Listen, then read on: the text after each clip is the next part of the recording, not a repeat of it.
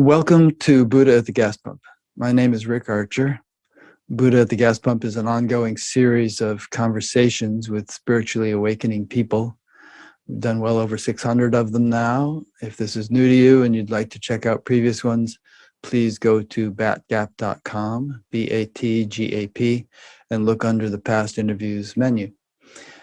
This program is made possible through the support of appreciative listeners and viewers. So if you appreciate it and would like to help support it, there are PayPal buttons on the website and a page explaining more details if you need those. My guest today is Emma Bragdon. Emma, I'll read a little bit of her bio and then we'll just skip around a bit. But Emma received her PhD in transpersonal psychology in 1987. For more than 40 years, she has focused on supporting people awakening spiritually, paying special attention to those in spiritual crisis or spiritual emergency. She is the founder and executive director of Integrative Mental Health for You, imhu.org, which offers over 40 online courses about effective alternatives to psychiatric medications. Emma has trained 80 spiritual emergence coaches from 14 countries who are now available through an international online directory. While intensely studying and participating in Brazilian Spiritism from 2001 through 12, she wrote 3 books and co-produced 2 documentary films about Spiritist treatment of mental disturbance and spiritual emergency. Emma has been recognized for her pioneering work with spiritually transformative experiences as an honoree on the Spiritual Awakenings International Circle of Honor and within the Institute of Transpersonal Psychology's Council of Sages. She was licensed as a marriage, family, and child therapist in 1988. Emma is a member of the Self-Realization Fellowship following the yogic philosophy of Paramahansa Yogananda. She's been a meditator for over 55 years. She also studied with 2 Native American shamans for 20 years. Currently, she teams with Benjamin Asher, MD, in offering ketamine-assisted psychotherapy in central Vermont. She's also available by Zoom in her private practice for psychotherapy and integration of spiritual experiences. And the bio I just read doesn't even do complete justice to Emma. I got the feeling while reading your books, Emma, that you've kind of packed about 10 lifetimes into one. I mean, really, you started out, you can fill in even more details than this, but you spent a bunch of time in the Tassajara Zen community, starting with a 5-day initiation thing where you had to just sit there and meditate during all your waking hours nonstop in order to prove that you were up to the task. And that was intense. And you took like 60 trips to Brazil, taking groups of people to see John of God. You travel all over the world, even now, doing all kinds of things. You've done the Yogananda meditation for so many years. And there's a whole psychedelic component. I mean, so many different things that you've been doing with your life. I'm impressed. Oh, well, thank you. I was wondering who it was that you were describing. I mean, it's true. I've done all those things, but it does seem a little unbelievable to me to hear them all together, actually.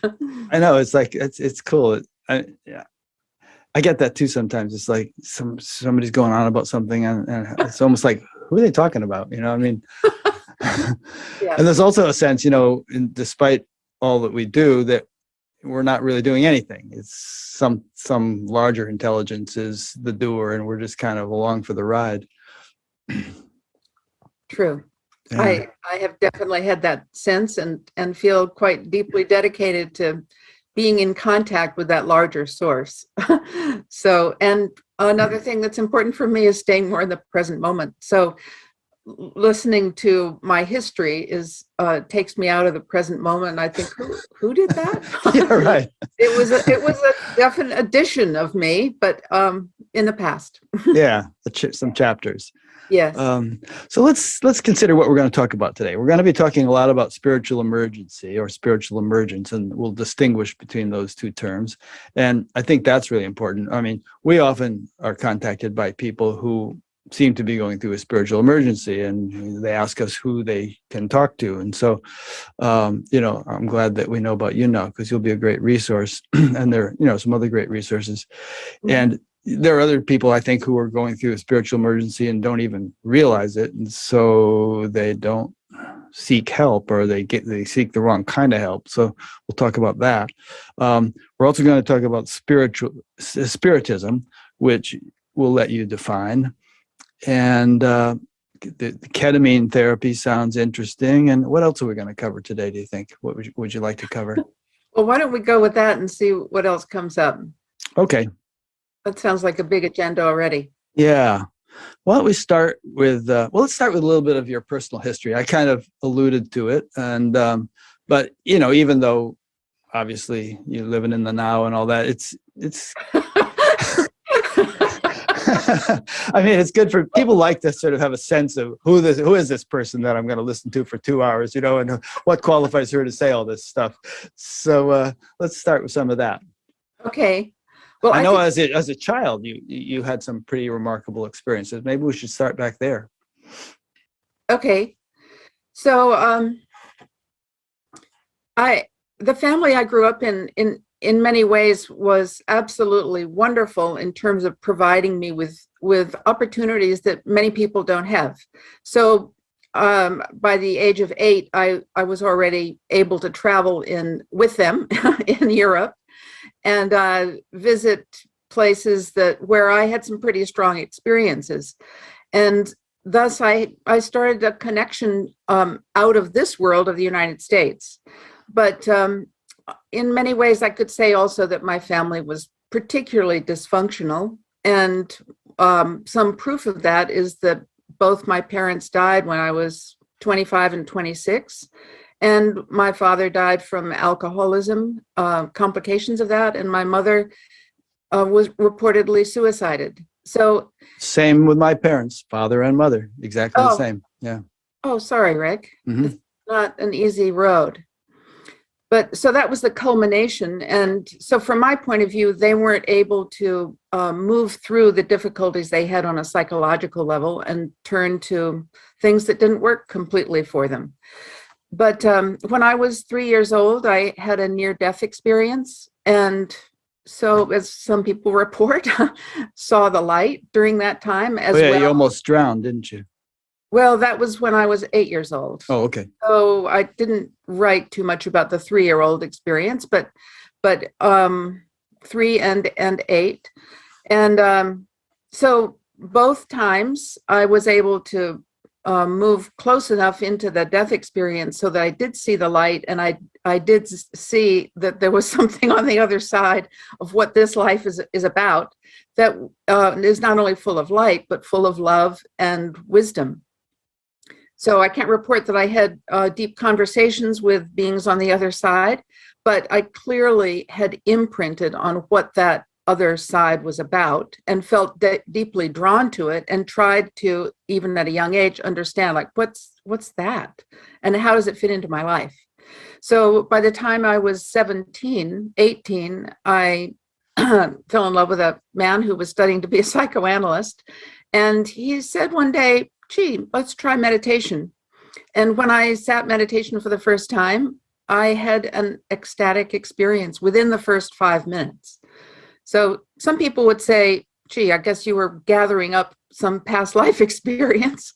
And maybe that combined with being deeply in love with someone and being in an expansive state because of that, who knows? But something happened in the first few minutes there where I said, okay, this is going to be the cornerstone of my life. I've got to really go into this deeply.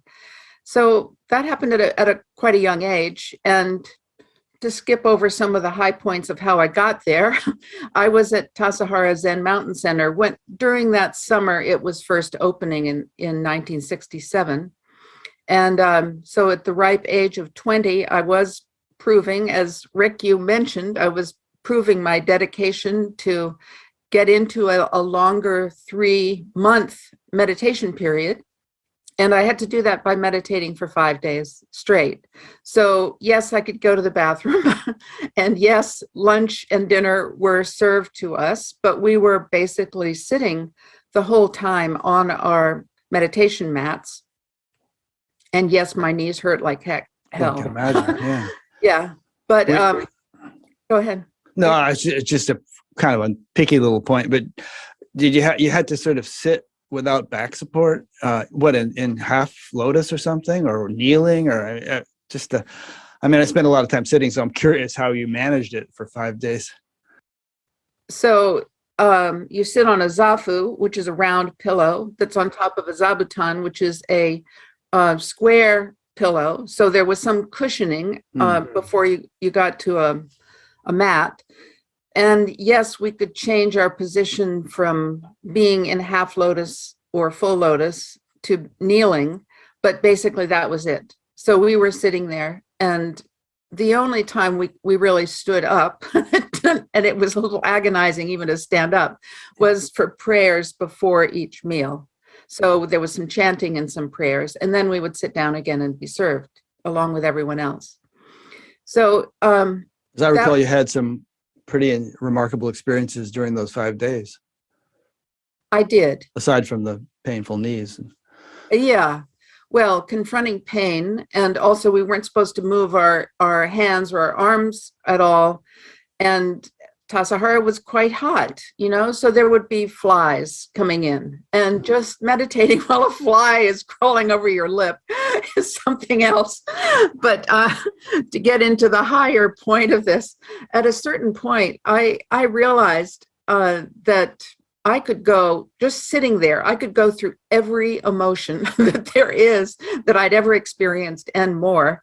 And so I started thinking, wait a minute, this life will put me, and I will put myself into a zone where I feel the emotions, but what's really going on here on this roller coaster ride?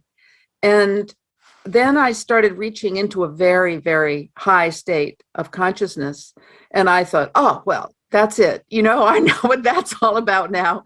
And I basically stood up, and got my legs underneath me and went to Suzuki Roshi, who was the abbot of the Zen Center at that time, and knocked on his door and just was very anxious to talk to him, because I was in such a high state and felt like I'd accomplished something, and I wanted someone in the know to tell me, well, what just happened, and maybe secretly relieve me of some of the need to sit again. And of course, he looked at me and nodded and smiled and was happy for what I'd achieved, and then said, great, now go back and meditate some more. You predicted that, didn't you, Rick? Oh, yeah. Saw that coming. So, yeah. So anyway, I had some very high experiences as well as very low experiences and everything. But reaching into that point where I wasn't taking my emotions so seriously, because it was like being on a roller coaster ride and the emotions happened, was extremely helpful, and has been with me for the rest of my life. I can't say I'm always in that perspective, but it gave me a perspective that was extremely important. Well, I'm impressed. I mean, when I was that age, I wouldn't have had the discipline to sit like that for so long, and I probably would have gone crazy if I had tried. So I'm impressed. I mean, summer of '67, I was doing other things, that many people were doing during the summer of '67. Well, there were a lot of people at that time who were looking for ways to change consciousness, and a lot of people who were attracted to be, as we call them, monks and nuns at Tassajara, had already gone through a lot of journeys and a lot of psychedelic journeys. Yeah.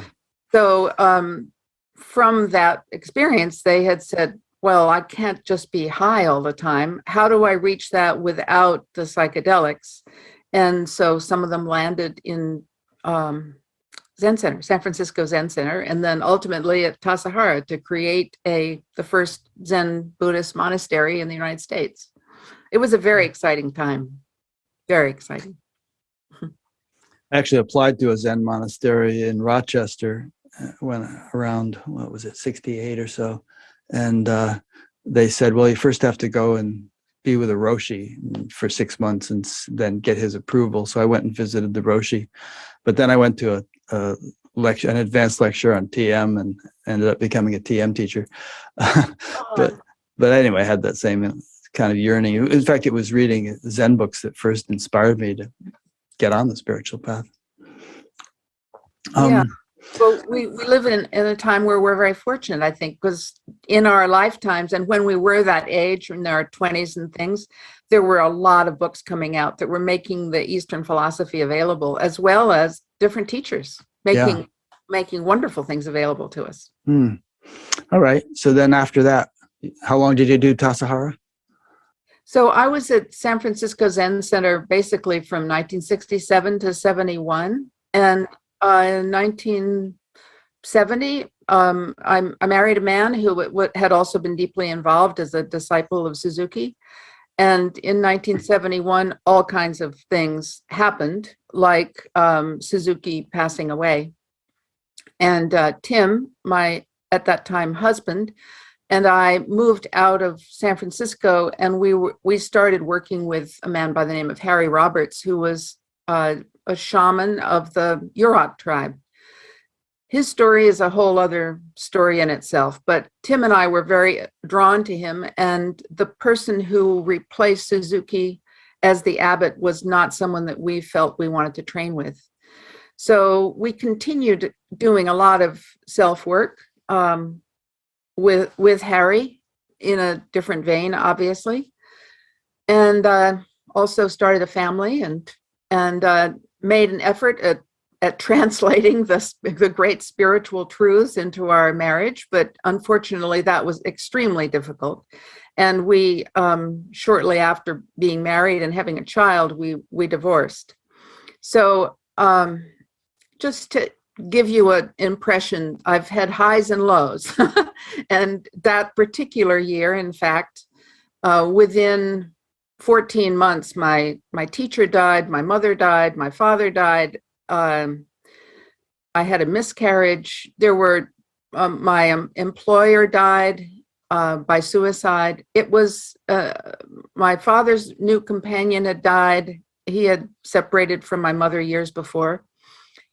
It was like a war zone, and put me in a state where I relied on my the philosophy that I'd gotten from Zen Buddhism to get me through that, and a lot of phrases would come to mind in terms of what life was all about that came directly from Buddhism. But fortunately, a friend of mine in the Zen Buddhist community also said, gee, why don't you try Neo-Reichian psychotherapy? It might be really helpful right now. So I got involved with some of the best teachers and psychotherapists who were doing Neo-Reichian psychotherapy in the San Francisco Bay Area. And that really allowed me to cathartic, because there was, of course, huge grief, as well as some anxiety and a lot of other things going on at that particular time. And I was so impressed with that psychotherapy that I started training to be a body-oriented psychotherapist. And that has stuck with me so that I've been able to move into various forms of energy therapies throughout my life. Actually, I don't do as much now because here we are on Zoom, right? Yeah. But it attuned my perception to working with people through perceiving energy in subtle and not so subtle forms. And so let me see, after that particular... One question here. I think you said that have you been doing Yogananda's meditation for 55 years, or just meditation in general in several different varieties? No, because I moved really from Zen Buddhism in 1971. Tim and I really moved away from the community in important ways. And so my meditation took on more of what I was learning in shamanism. And then it proceeded later into other forms of meditation, Rick. But and since, how long has it been now? It's Since been 71? It's been 10 years since I've been involved with a self-realization fellowship. Oh, okay. Yeah. I interviewed Joseph Selby the last 2 weeks, who lives at Ananda there. You might know him. No, Ananda is like a separate branch. Oh, okay. Yeah. So you might not know about that, but one of the students of Yogananda, Kriyananda, whose name was Kriyananda, separated himself and created a branch called Ananda. Okay. Yeah. And so they are quite individuated. So let's see, where shall I pick up with this story?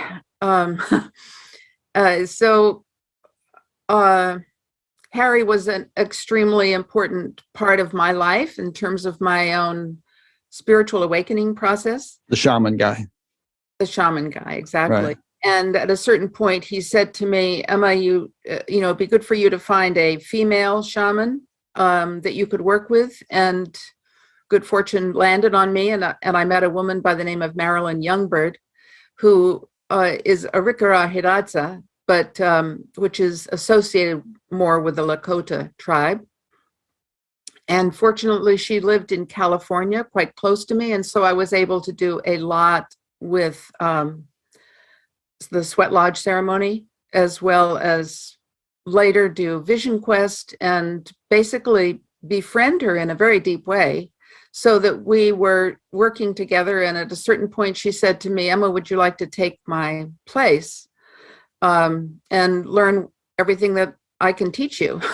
I was profoundly honored, of course, and then contemplated it and looked at my skin and said, well, looks to me like I'm a white person this time around.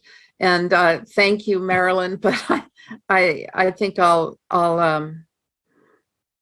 integrate as much as I can from you, and thank you for all the learning, but I'm not going to take on that position.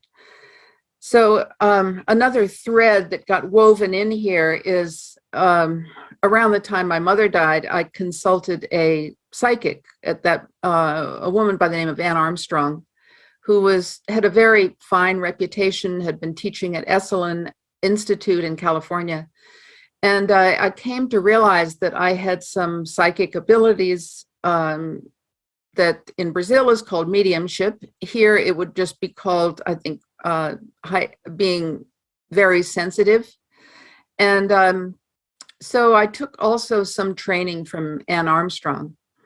And that has woven itself also into how I practice in working with people, because I don't give psychic readings, but I have some sensitivity that can go into being more empathic with clients that that some people don't have, not because they're not sensitive at all, but because I've developed that sensitivity through trainings. So let me see, how do we manage the next part of this? I'll skip to the point where I at one point fasted for 10 days because I was in another transition point. And what I got from that water fasting for 10 days was get yourself to the Institute of Transpersonal Psychology and get your PhD. So off I went. And that was tremendous to be there during the 1980s. And I have a great sense of honoring the people that I was able to work with, many who were doing formative work in transpersonal psychology. And from there, I was licensed as a psychotherapist in California. And then because California, the Board of Behavioral Examiners did not think kindly about doing body work at the same time as doing psychotherapy. And what I felt was really important was to do body work as part of psychotherapy. I decided to opt out and do more teaching. So since 1991, I've really been focused more on teaching than I have on doing bodywork psychotherapy. And that teaching led me to getting invitation in Brazil. I went to Brazil in 2001. A friend of mine who was paraplegic said, Emma, when you're going to Brazil, please go to John of God and see if he might be able to help me, because I want to walk again and maybe he can help. And Jim, who I'm speaking about, had been all over the world. He was able to afford the best that medicine has to offer in every country. And so he'd done a lot of traveling, and to no avail. He was still paraplegic. So I visited John of God, and when I met John of God, he said, I know you, and yes, I'll work with your friend, and yes, sit over there. And it was a energetically very profound meeting, and I could not understand what was going on except something big. And I ended up really looking quite carefully at what was happening there, created a documentary film with a friend about the work there, interviewed a lot of doctors and nurses who came there just to find out what they thought, how they perceived it, because it was so unusual. And then from there, I was invited to travel through Brazil by people who were deeply into leadership of Spiritism in Brazil. Spiritism is very different than what John of God had to offer, but I became introduced to Spiritism when I was in Brazil. And so since that time, which was 2000 and, well, I started traveling actually in 2001 as well. So I'd be at John of God Center, and I'd also be traveling around Brazil. And since 2008, I started leading healthcare providers to see what was going on in Spiritist centers, which offered kinds of spiritual healing, as well as what was going on in Spiritist psychiatric hospitals, of which there are 50 in Brazil. Perhaps you should just briefly explain Spiritism, what the word means, and we'll get into it more later. Okay. So a lot of times when people hear the word Spiritism, as I did the first time, I thought, oh, someone doesn't know how to pronounce Spiritualism, and so they're abbreviating it. But it's actually a different beast.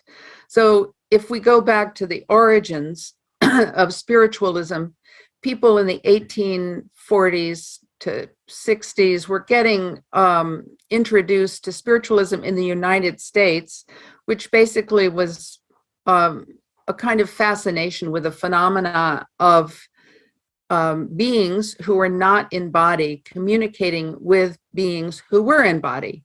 And so people spent a good deal of time watching some folks who were mediums, who seemed to have rapping going on or musical instruments being played when there was no one playing the instrument, or pianos even rising up off of the floor with no one physically moving them. So there were a lot of phenomena that were pretty darn interesting. But Spiritism grew in the 1860s in France. And it was after Spiritualism had come to France, because people were fascinated with the phenomena too.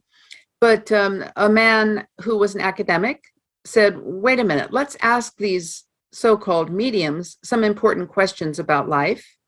And because he was very well organized and very studious, I don't think he ever cracked a smile, in fact, but he said, well, let's ask people questions, and I'll collate the answers that are the same from up to 1,000 mediums he was in touch with. And he was asking important questions. Why is there life on Earth? Where do we go after death? Do spirits communicate with human beings? The most evolved spirits who can communicate with us, what would they advise us to do in terms of how we live? So anyway, he collated the answers that were similar from the mediums and wrote 5 books, which are the foundations of Spiritism. And basically, Spiritism moves towards encouraging and supporting spiritual evolution. And the phenomena that go on are not as much interest as they are to spiritualists. But I think there's a kind of integration that's going on now. So many spiritualists today would say, oh, but wait a minute, we're into spiritual evolution. That's not something we're not into. We're not just into the phenomena. So I don't want to offend anybody in the way that I describe it, but in its origins, Spiritism was quite different than Spiritualism. Okay, good. And we'll get back to that in some detail. All righty, what next? Well, I'll just say in 2012, I became extremely interested in bringing what I had learned in Brazil back to the United States. And at that point, I created the IMHU, which is Integrative Mental Health for You. And we give now about 40 online courses and a couple of courses on location. basically to assist people to recognize, yes, there are really effective alternatives to the more conventional psychiatry and psychology that might say, well, if you're depressed, just take a medication and you'll feel better. So unfortunately, a lot of psychology and psychiatry has been reduced to oversimplification and over-reliance on drugs. And we're just trying to educate people that there are other things that are extremely effective that can be helpful, and also to integrate that there's great positive potential in adding spirituality to mental health care. And unfortunately, the big book of mental health care, the Diagnostic and Statistical Manual of Mental Disorders, hardly recognizes spirituality or the experiences that people can have in spiritual practice or even outside of spiritual practice, for instance, with sacred medicines.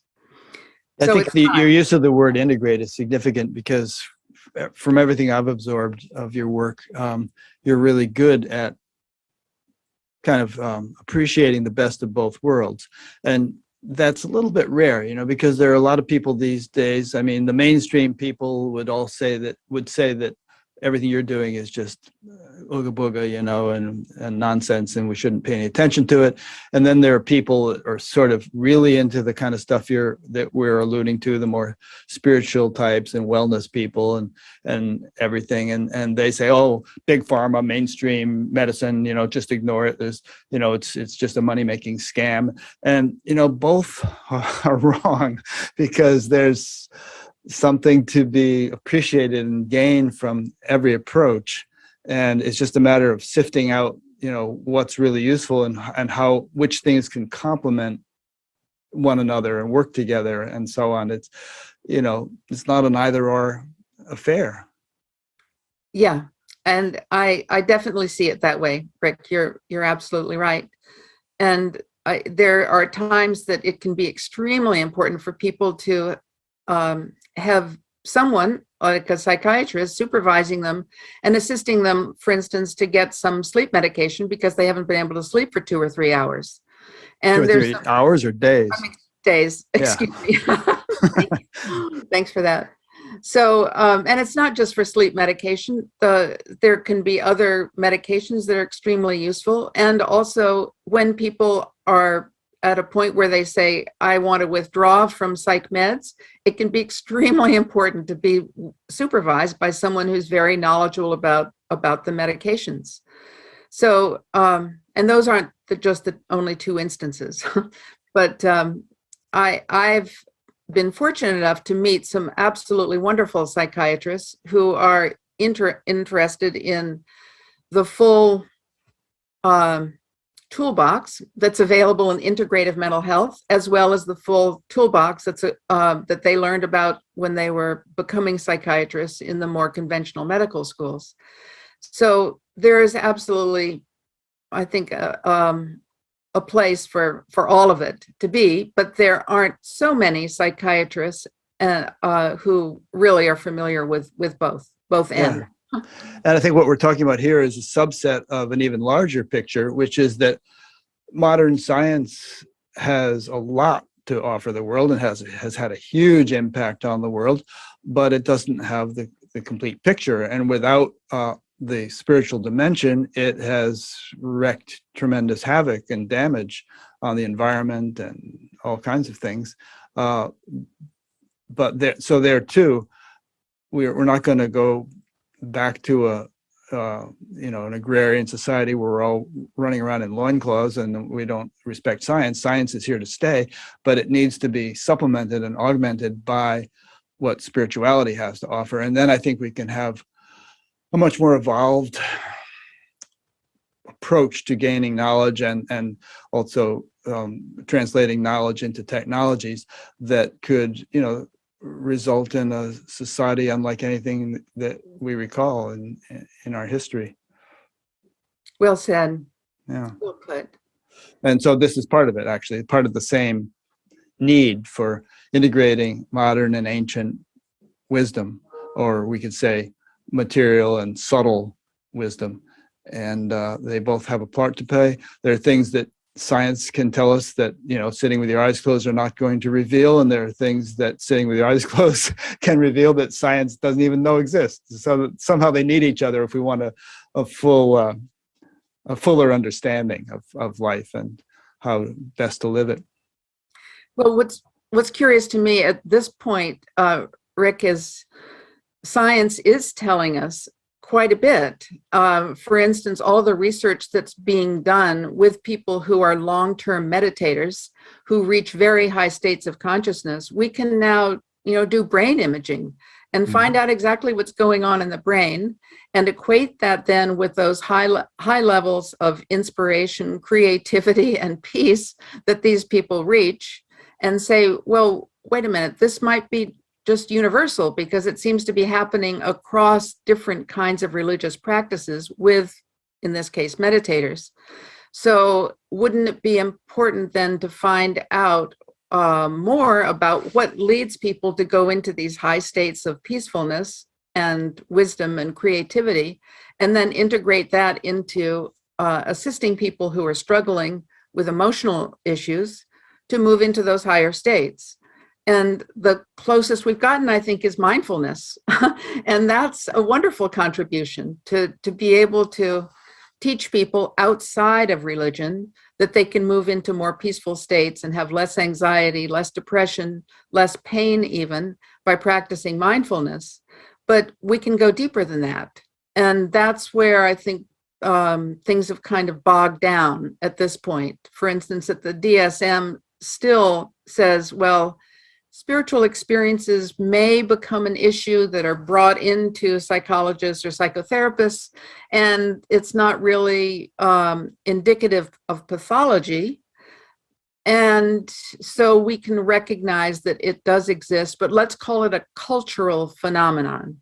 And so there can be respect for it as a cultural phenomenon, but not as a universal phenomenon that impacts all people. And thus all people in all cultures need to learn more about the path to greater peace, more love, more compassion, more empathy. Anyway, yeah. I'm getting, that's my soapbox. No, we both have our soapboxes. One of mine is that just the sort of the fear and resistance in the materialist reductionist worldview or paradigm to recognizing that consciousness is more fundamental than just a product of brain functioning, and the contortions that people will go through to dismiss evidence to the contrary, evidence that consciousness is fundamental and that life does exist after death, and that you can view something remotely, or have an out-of-body experience, or all those kinds of things. It just the people who resist it that vehemently are really not scientists, in the true sense of the word. They're they've got their own cult, their own religion, and they defend rather dogmatically. That's my soapbox. I can share that with you. I think there's room on top of your soapbox.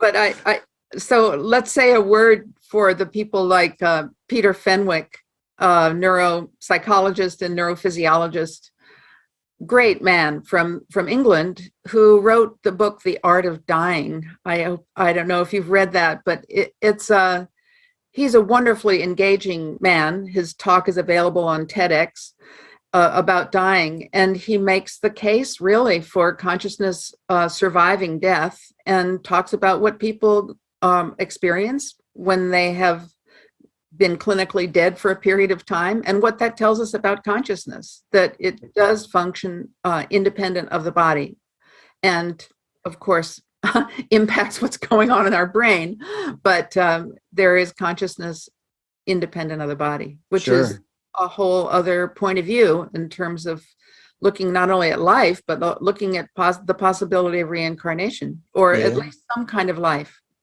Yeah, there's a categorical index on BATGAP where we have all the interviews broken down and categorized, and there is an NDE and OBE category.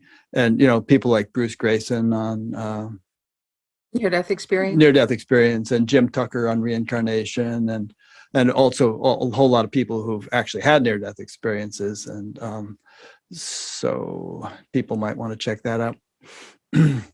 Anyway, so I would say that you are kind of a harbinger of things to come. What you've been doing with your work, it's I don't think that society could survive indefinitely when predominated by the materialist, reductionist worldview. It's got to change, and it's changing. So, you're kind of avant-garde. You're pioneering therapies and approaches that perhaps one day will become mainstream, as has so often happened, where there's denial and resistance and eventual grudging acceptance, and then eventually it's like, something becomes mainstream and people look at those who originally resisted as being kind of primitive in a way. Right. Yeah.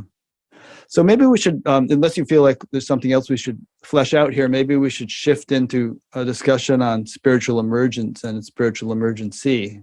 Sure. Okay. So why don't you define those terms and the distinction between the two? Okay. So I think of spiritual emergence as the process of awakening to higher states of consciousness. Mm-hmm. So some people might just call it the process of growth. So, and include personal growth. So that means it's both psychological as well as spiritual, but spiritual emergence generally includes spiritual experiences. So that doesn't mean there's dialogue with something that is out of body, but it can be just listening to music, for instance, and moving into a state of ecstasy or transcendence because of being inspired by the music. The same being in a forest or watching the sunset. So people have these kind of expansive experiences quite frequently, children as well as older people. They may not call them spiritual, but it is part of the collection of experiences that can definitely change a person's sense of identity and also sense of what life is all about. So that, I would say, is a spiritual emergence process, and it's lifelong.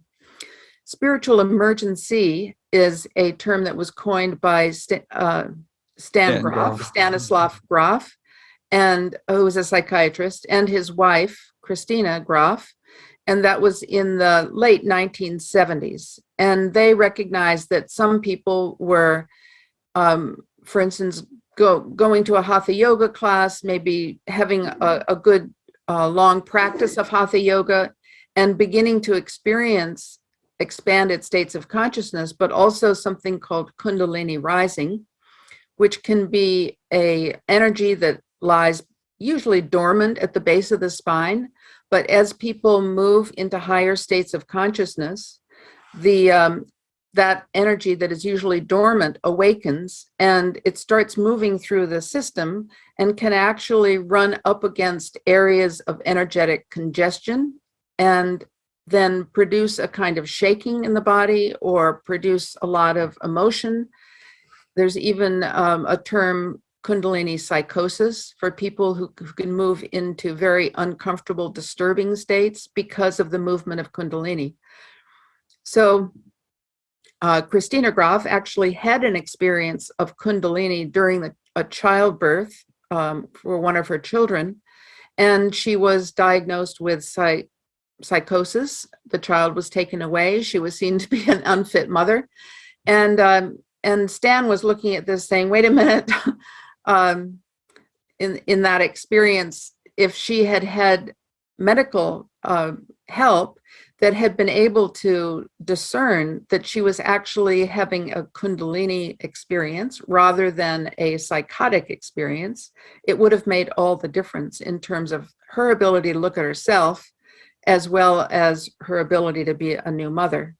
So they created a support system called the Spiritual Emergency Network in 1980 that exists to this day. It's unfortunately not funded well enough so that it can provide 24-hour crisis care, but it can provide some kind of linking up with people who are aware of what spiritual emergency is about, can recognize it, and can assist a person to manage it in a way where they don't have to immerse themselves too much in the conventional psychiatric system. Yeah. I think sometimes the difference between emergence and emergency is just a matter of understanding. You know, like after my first long 1-month meditation course, I went through a phase where I was going through shaking and movements and stuff. And I knew what it was. So I was like, okay, this is fine. No big deal. I was driving an ice cream truck. And if I'd come to a stoplight, I'd start to shake just because I was sitting still.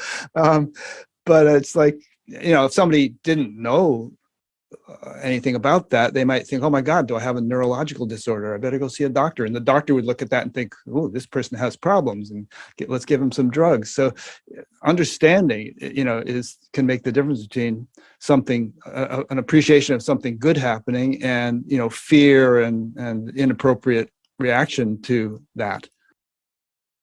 Yes. And sometimes it's not a matter of energy moving up and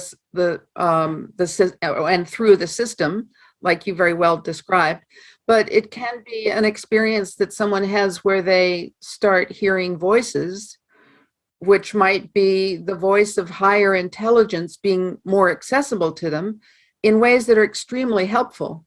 But we have been kind of conditioned, I think is the right word, into thinking that if you hear a voice in your head that is not something that you planted there, but seems to be coming from another place, then it's an auditory hallucination, and there's something really wrong with you. And it's one of the things that would be checked off if you went to a hospital and said, I'm hearing voices. They would say, oh, that sounds an awful lot like psychosis, so maybe you need an antipsychotic.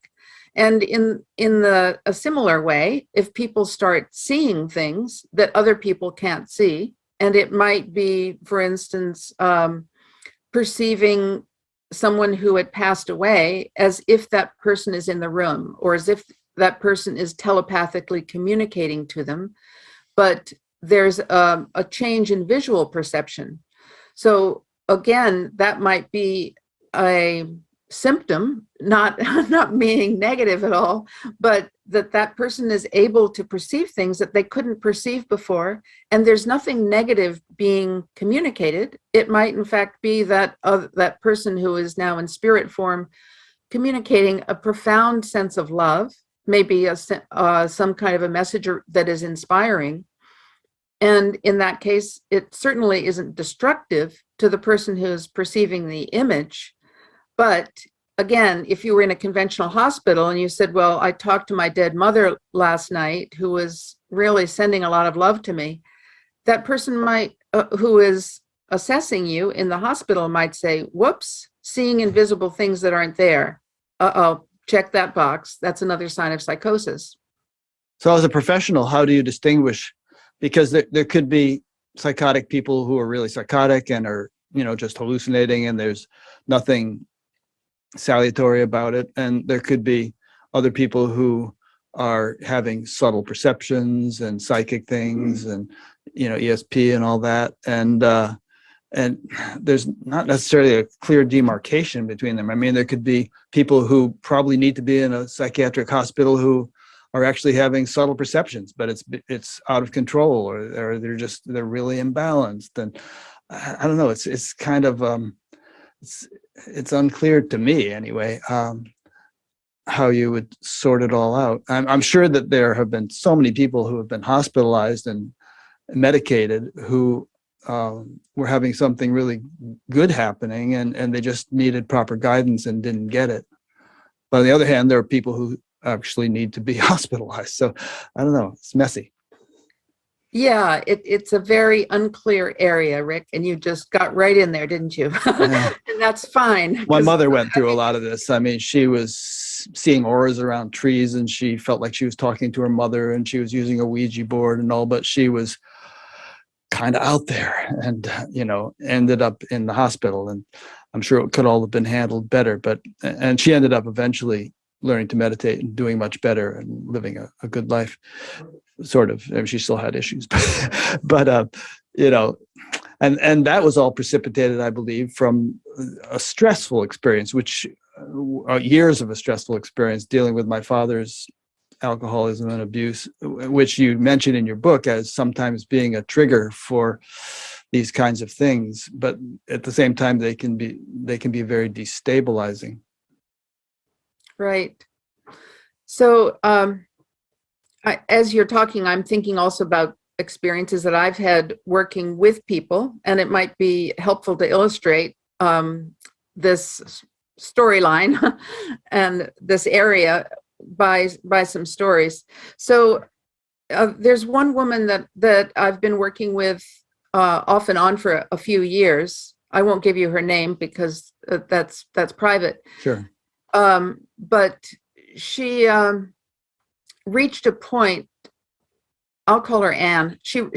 Anne reached a point where it was the middle of the night, and she got up out of bed, ran to the phone, called 911, and said, "My husband is trying to kill me." Her husband was in bed, asleep, and she was completely lost into this world where she really felt that he was actively trying to murder her. So she's a trained social worker, and she's had not only training to be licensed as a social worker, but she's a trainer of social workers, very well-educated woman and very savvy. And when she realized, her husband kind of came along in a sleepy way in his pajamas once the 911 emergency crew had arrived, and everyone agreed something was really off balance for Anne. So she was taken into the psychiatric ward, and she willingly went because she realized that she was being moved by things that were clearly extremely irrational. So in the psych hospital, she was basically seen as someone who was in a psychotic process. She was given antipsychotic. She was told that likely she had something that needed to be taken care of for the rest of her life through medication. And at that point, she was so disturbed and distraught by what had happened, she was very willing to accept what she was being told. It's so presumptuous. I mean, this thing just came on suddenly, and all of a sudden they're telling her this is going to be a problem for the rest of your life. Yeah. Well, one of the things that did not happen in the hospital was nobody asked her, did something just happen recently that was disturbing for you? Or tell us a little bit about your early history. Is there something that happened that was very disturbing to you now that might have been put on the shelf when you were young and has now raised its ugly head and is disturbing you? Nobody asked her. And so she didn't ask herself. She just was upset and, as you can imagine, somewhat ashamed that this was going on, because she definitely couldn't operate more in her professional life at this point. So she left the hospital, went back to live with her husband and her son, and with this new identity of having some kind of serious mental illness, and wasn't able to really work because the antipsychotics had changed her. She had to accommodate herself. So to make a longer story short, this went on several times, so that she had a disturbance. She felt, because of what she'd been told, that it was a severe mental illness. She was put back in the hospital. Medications were changed and shifted. Nobody asked her what was going on. And then again, she went home to her loving husband and son. Well, as I worked with Anne, it became obvious that there was something going on from her past that was disturbing to her. So I started to, as she was comfortable with it, of course, I started to ask her some more questions about her early life, and she started to really want to research. We called it picking up the black pearls at the ocean, just because, let's go into the most disturbing aspects of your life does not sound like a fun journey. So together in our sessions, we would go down to to the beach, as it were, and pick up the black pearls, recognizing there were white pearls there too. And she started to remember there were times in her early life where she had been severely traumatized, and that her father, in fact, had tried to kill her mother on numerous occasions. And her mother had a very deep process of denial. So if Anne would go to her mother, and Anne, being a young child at this point, would go to her mother and say, "What happened last night? This is what I saw." Her mother would say, "Oh, no, that didn't happen. No, your dad and I are in a really nice, loving relationship. Why don't you go out and play?" Yeah. So there was just a huge denial system that had been built up in her over years. And one way to look at it is that it had broken apart. And that night when she had perceived that her husband was trying to murder her. And so it was all resurfacing, likely because she was more comfortable in her life and at a time in her life where more of this needed to be integrated. So since that time, she is now working with an integrative psychiatrist to move out of all of her medications. She's had a journal in which to write about her black pearls, and she has a very active way of moving into the white pearls in her life, which are many, in terms of her really being a very happy individual with a wonderful life and a beautiful place to live and a great circle of supportive friends. So she's moving out of that identity as someone who's a mental patient.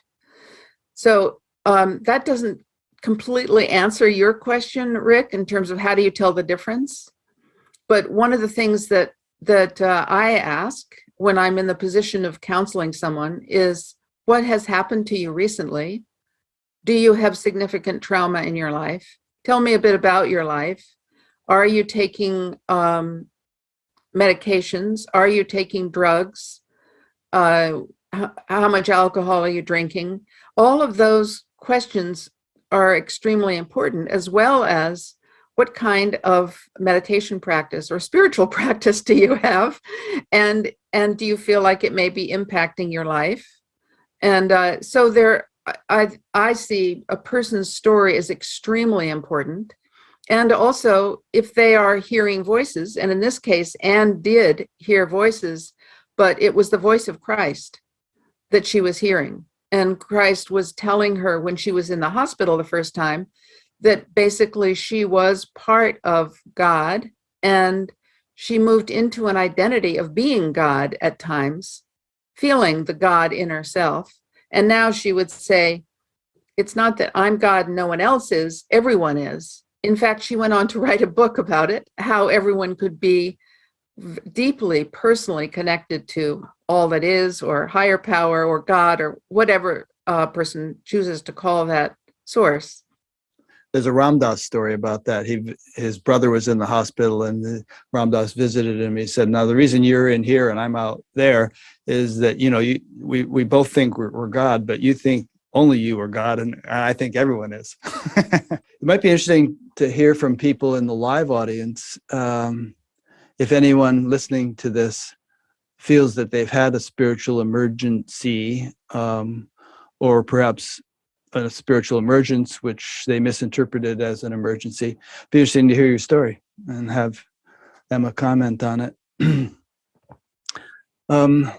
So in your book, you have a number of chapters in which you discuss various things that can trigger a spiritual emergency.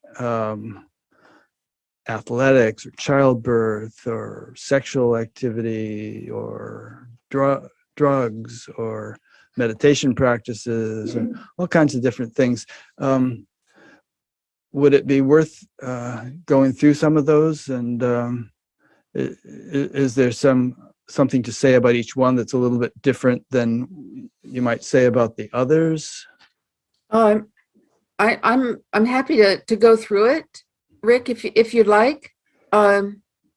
So if sure. You wish, and whatever comes to mind. We don't have to spend a lot of time on it. I think you know your audience better than I do, so I'll follow your lead with this. Yeah. Well, just I think the audience is pretty, obviously people who are interested in spirituality and awakening, and consciousness and enlightenment and all that stuff. Some might be interested in psychedelics, or just all the different things we've mentioned. And I know many have had, based upon people who contact us, many have had profound spiritual experiences and sometimes spiritual emergencies that they've had difficulty dealing with. So we just want to be as helpful as possible to people in understanding all this. And as we were discussing a little earlier, understanding can make the difference between, something, the realization that something good is happening and I just need to sort of go through it, or, feeling that I'm in some kind of crisis and I need help. And, it's like, there are many experiences we can have in life where if we have no inkling of what's actually going on, something which should be an inspiration can be a source of fear. Yes, absolutely. Yeah. So I'm in fact, tomorrow I'll be meeting with someone for the first time, and I gather an older man has a daughter and wife, and the daughter, who is now college age, had a big opening recently and feels very connected to God, and is connecting with a lot of people through a very loving way, because she feels the God in everyone. And he's very uncomfortable with her being animated in such a way, and feels like she belongs in a psych ward. Huh. And she feels like, no, that's not at all what's going on, and she doesn't deserve any kind of pathological label. Are you meeting with him or her or both? I haven't found out yet. I've invited I've invited him to meet with me, but we'll see. Be nice to have both, but anyway, go ahead. Yeah. Yeah. So circumstances can be very different, of course, when your loved ones look at it one way and you look at it another way, and maybe the doctors will look at it another way. So. Yeah, which is why it's very important that the understanding of the culture and of the psychiatric and scientific community be evolved and clarified, so that all this stuff is incorporated and understood. I mean, as it is now, I've heard you say, and I've heard others say, that psychiatry is largely a matter of drug prescribing, and that too again springs from the notion that consciousness is just a function of the brain, so all we have to do is change the chemistry of the brain a little bit and it'll solve the problem. And it's upside down, because consciousness is fundamental. If anything, consciousness creates the brain and the whole universe, and it's by kind of exploring in the field of consciousness, or developing in that area, that we can rearrange the material creation in a more favorable way. Agreed. Absolutely agreed. Yeah. So you're up against a pretty big block. There's an analogy of changing a paradigm or changing the culture is like a massive block on a frictionless surface, and you can sort of run up against it at full speed and just break your shoulder and not actually move it very much, or you can just kind of apply pressure and keep applying it, and because the surface is frictionless, eventually it's going to start gaining momentum. Yes, I like that image. One of the things that's going on now that's very exciting to me is that there is a lot more openness. Mm-hmm. So in Brazil, for instance, they are allowed to bring energy work into the psychiatric hospitals. In the Spiritist psychiatric hospitals that I take people to, they do something called depossession, which is done through mediums in a group to benefit a patient when the patient is not there. So they're doing it remotely through a form of remote healing, and having some amazing results. So I have met people in Brazil who had been formerly given the diagnosis of schizophrenia, who had then had the Spiritist treatment and then been able to recognize that they were actually highly sensitive people who needed to harness their abilities. And they had gone on to, in one case, a man is teaching in university as a physicist, in another case, the man has recognized that he's actually highly gifted doing energy work with people, and he's doing that. And they're not taking medication, and they're not functioning as schizophrenics. So it's wonderful to know that 20 to 40% of Brazilians actually use these Spiritist centers when they feel unbalanced physically or emotionally. So here's a whole country that is willing to say, yeah, we like what's going on with modern psychiatry, and we need to add to the toolbox. And they're adding spirituality, and they do a masterful job of helping people in spiritual emergency, because they have medical intuitives who are working in the hospitals who can perceive if someone is just in need of emotional care or in need of harnessing their sensitivities. And they then, within the Spiritist community centers, they can provide that training and that harnessing. So it's well beyond, I think, what we can offer here. So it's not a matter, again, of it's an alternative and it's against what we're doing in the United States. It's everything we do in the United States and more, integrating spirituality. So that's going on. And they have conferences in various parts of the world so that more people can learn about this paradigm. And then, recently I had someone who was, two people who are in the American Psychiatric Association in leadership positions come to take the course that we have at IMHU on Spiritist therapies, and giving, high marks for and wonderful reviews for what they're learning. So, there's a lot more dialogue going on, and so I have a lot of hope for the process that's happening right now in psychiatry and psychology. And maybe it is because we're leaning in to that spot you were talking about. Yeah. Has Spiritism been a thing in Brazil for a long time, or has it just come up in the last couple of decades? And has it met resistance from more conservative factions of the psychiatric community? All good questions. So it was actually in the 1890s that Spiritism really took hold. There was a physician at that time who was very willing to stand behind Spiritism as a path of life that would allow people who were not well-to-do to get some kind of medical care for free, because everything in Spiritism is offered for free, including the kind of just conventional medical care they make available. So if you picture a community center that sometimes offers the conventional medical care, as well as energy work, as well as working with medical intuitives and mediums who do disobsession, you'll get closer to what a Spiritist center is all about. I'm certainly not completely describing it, but you'll get closer to what it's about. So since the 1890s, so that's over 100 years, and the psychiatric hospitals began in earnest in the 1930s, and have continued. So now, as I mentioned, there are like 50 of the hospitals and over 13,000 of the Spiritist community centers. So it's it serves a very important function within the society, and there are actually, the government will subsidize the Spiritist psychiatric hospitals to some extent and completely allow what's going on. So on the other hand, there are certainly people who are Brazilian who would say Spiritism is just to use an American term, ooga booga. And if those people were in their right mind, they would just be Catholics or evangelicals, full stop.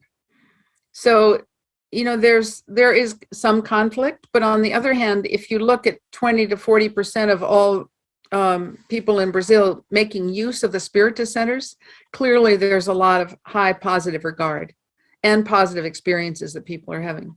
For those who run the centers or provide the care or the services, is there some kind of training? Is there some kind of standardization or quality control or accreditation or anything, so that you don't just have a hodgepodge of people who, some of whom might be genuine, some might just be highly imaginative and not very effective?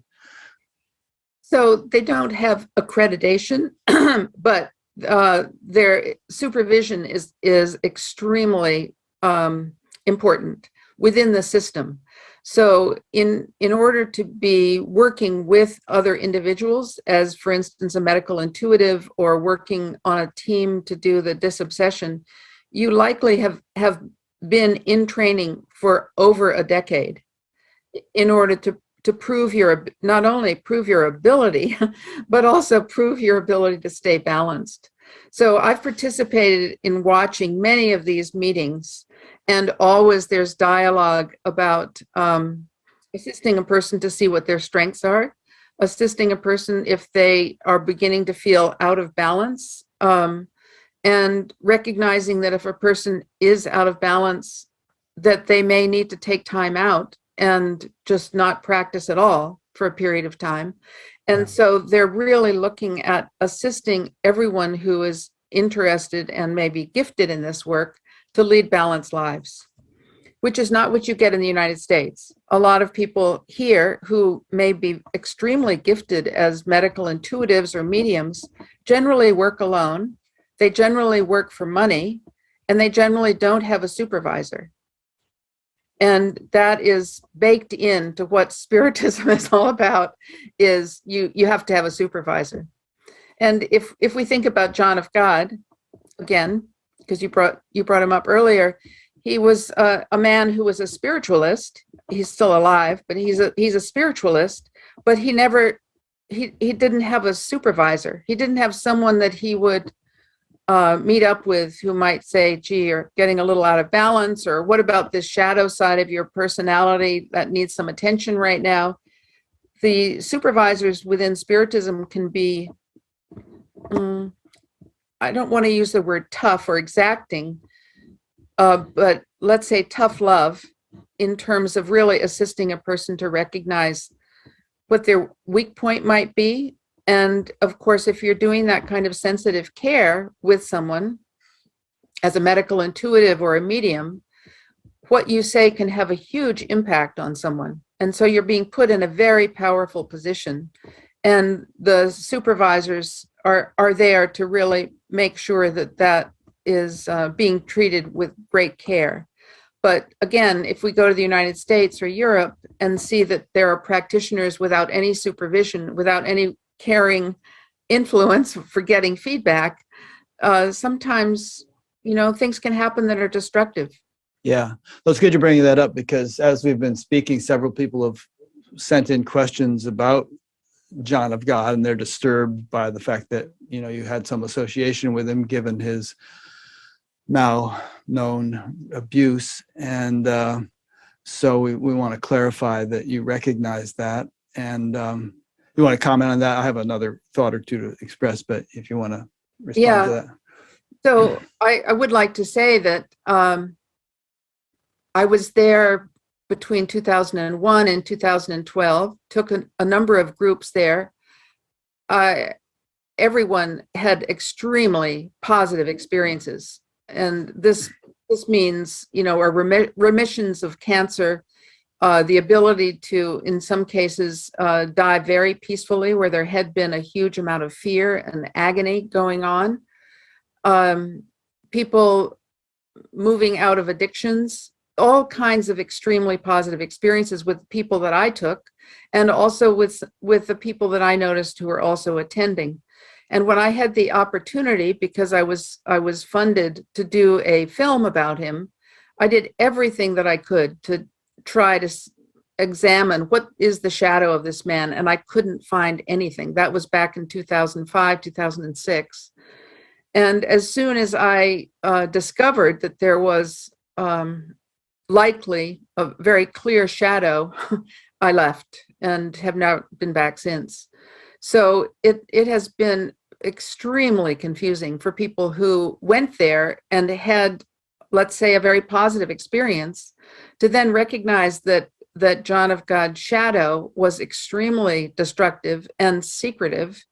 And actually, there were people in the community who knew about this side of him that were not sharing it with the public.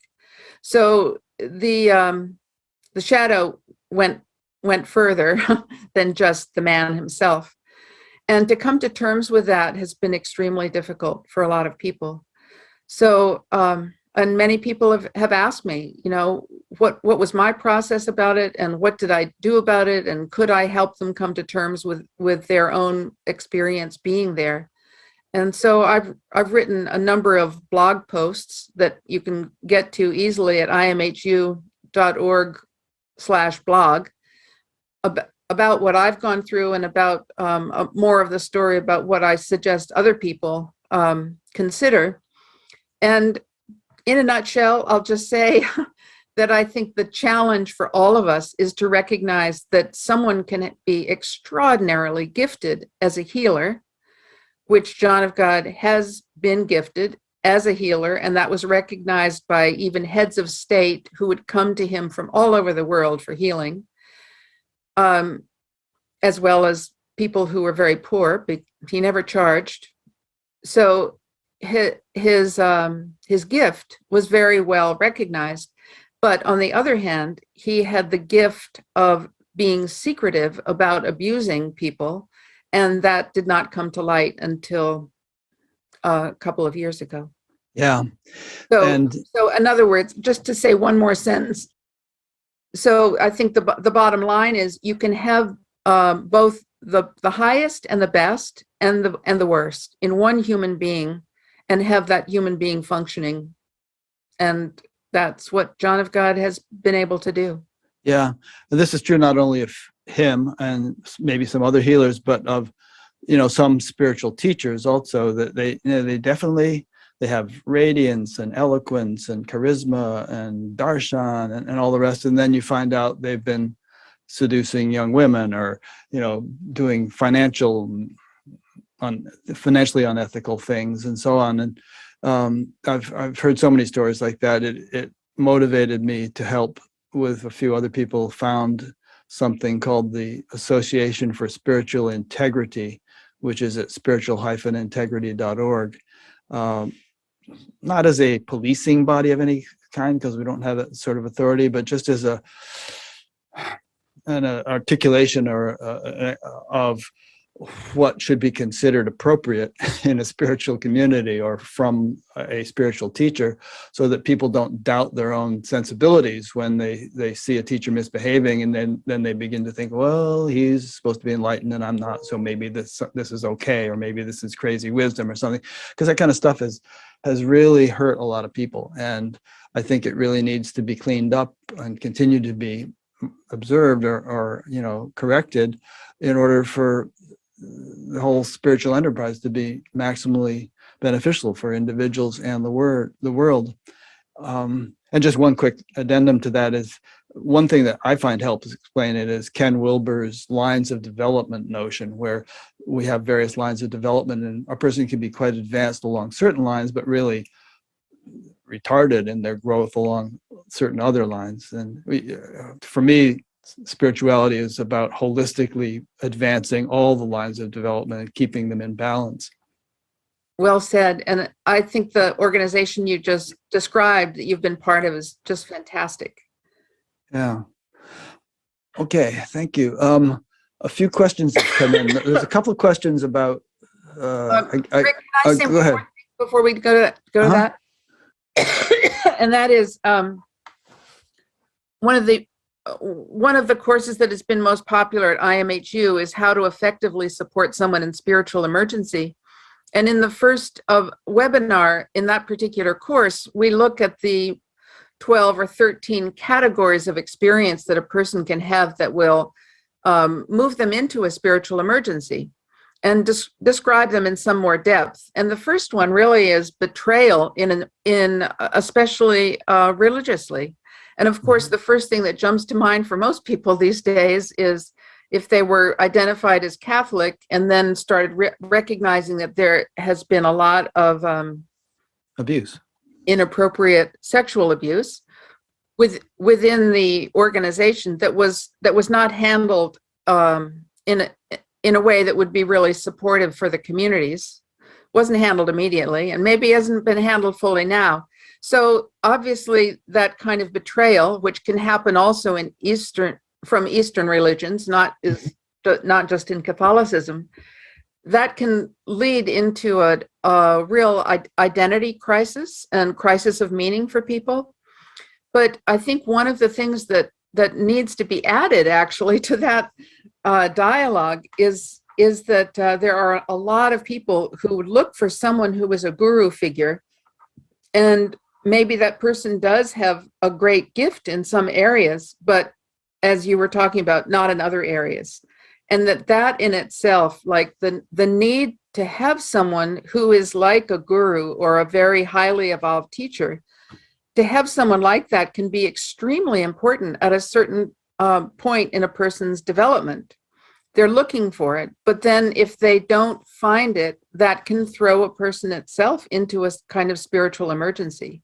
Like, how do you find someone? How do you discern if someone is really a guru figure, or if they're out of balance, or as you were saying, retarded in some way? Yeah. So it's a really big topic and a really important topic, especially now when there's so many more people who are really looking for advancement.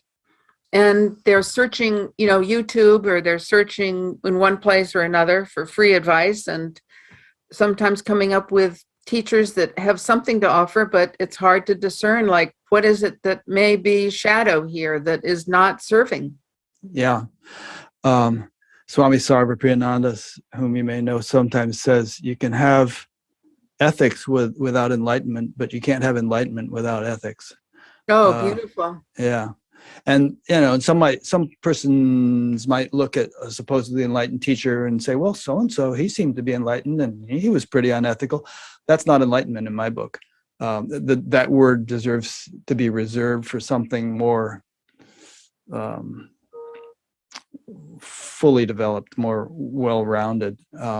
Sure, somebody can have, like I was saying earlier, they can be eloquent, they can be charismatic, but Mick Jagger is charismatic. That doesn't mean he's enlightened. So, and that's part of the effort of this whole organization that I was referring to, is just to sort of popularize the notion that ethics, and traditionally this is well known, and Patanjali and other ancient sources, that you have to have that foundation, the yamas and the niyamas, Patanjali called them, but to popularize the notion that ethical development is very much a part of the whole spiritual enterprise. And, you can't be behaving like a scoundrel and really be an effective teacher for people. And there are people who will argue to the contrary. For instance, students of Chogyam Trungpa Rinpoche or Adi Da and all, who, were indulging in all kinds of decadent behavior and feel they got a lot out of it. And yeah, okay, you got something out of it, but I mean, I got a lot out of growing up with parents who were deeply disturbed, but it could have been more wholesome. It could have been more ideal. And, maybe we learned some of our lessons the hard way, but I don't know. I'm just rambling here. You might want to comment on what I'm trying to say. Oh, well, I basically agree with you that enlightenment is a very powerful term that needs to be reserved for people who truly reach not only the heights of expanded consciousness, but are able to act in a very ethical and caring, compassionate way with all beings. Yeah. And not everyone reaches that. So from my own personal experience, it was back actually in Zen Center when Suzuki died and Dick Baker became the abbot of Zen Center. And in many ways, he was extremely charismatic. He was a wonderful speaker, Harvard graduate, and had been educated in Japan about Zen Buddhism as well as in the United States. He was in some ways the perfect model, but actually he did move into saying on one side, it's a good idea to be celibate if you really want to get into higher consciousness. And on the other side, he was sleeping with some of his students, even though he was married with a child. Same old story. Yeah. And what happened in that story actually was a more enlightenment in the community, in that they said, whoops, this doesn't work for us to have this happen.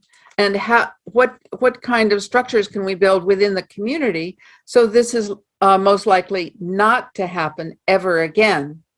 And so I admire spiritual communities that are kind of moving outside of the box of the culture they were born in this case, Zen Buddhist monasteries, and saying, how does it fit in the United States, and how do we bring a more sophisticated look at psychology into our spiritual communities?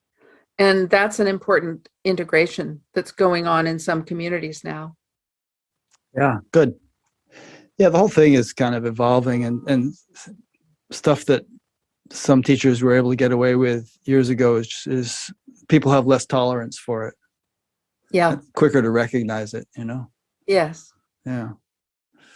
And that's so important. I mean, I know of people who committed suicide because they were so deeply disillusioned by betrayal by a spiritual teacher, or at least, if not something that extreme, they kind of washed their hands of the whole spiritual enterprise and just went and worked as a stockbroker or something. Just if an exemplar of spirituality is going to behave that way, then what am I even bothering about? Where your organization fits in. All right, let's have a few questions from listeners. So Denise, you're going to have to tell me how to pronounce your name, because you're from Toronto and you've asked questions before, and I don't know if it's Denis or Denise, but anyway, this person asks, I have recently completed a 10-day silent Vipassana retreat. Leading up to the retreat, I was experiencing mild energy pulses in my hips and legs while meditating. On the course, these vibrations and shots of energy became very intense to the point that it was distracting to those close to me, which caused me to draw back on my meditation. Since coming home, I have not had a good deep meditation, but I am confident I will. Please note that my experiences to date have not been disturbing to me, and I feel like it's part of a natural process. Any thoughts or advice on how I should move forward? Well, especially since it's not disturbing to her, it sounds to me like just proceeding is a good idea, allowing it to flow. And then on the other hand, because of my experience in energy work, it can be extremely useful as a meditator, continuing to meditate, to also have energy sessions with someone who can assist in possibly opening up the obstruction in, let's say, a part of your body that is not yet completely open. And thus, as the obstruction becomes less, then the energy vibrations or shaking that you're having will also become less, because energy will be able to flow more fluidly through your whole system. So, I think Rick gave us a great example when you were having the shaking going on, and you just let it happen because we can just say it's a natural process. And we just need to be in a situation where it can happen, where it doesn't disturb other people. And I'm convinced that certain forms of energy work, and it may have to do more with the energy worker rather than the energy work itself, but certain forms of energy work and specific energy workers can be extremely helpful in allowing the energy to flow without the shaking going on. Yeah. I've seen examples of groups where the group psychology got into this thing of let's see who could do the coolest kriyas or make the weirdest noises, and everybody's trying to, there's this one-upmanship that starts happening, and it becomes kind of a zoo. And we've even received videos from people who wanted to be interviewed, saying, look at all the weird kriyas and mudras that I do.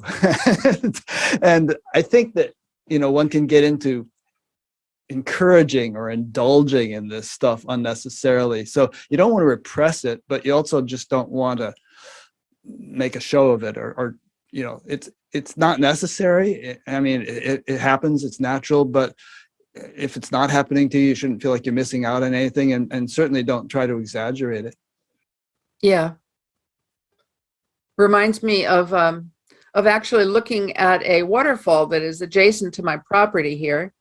And at this particular point, as the lake becomes defrosted, as it were, water flows over the dam. But sometimes there's a log that gets in the middle of it, and then the water will spurt up over the log and down. So it's exciting, it's beautiful, it's lovely to watch, it's interesting, but basically there's a log jam there.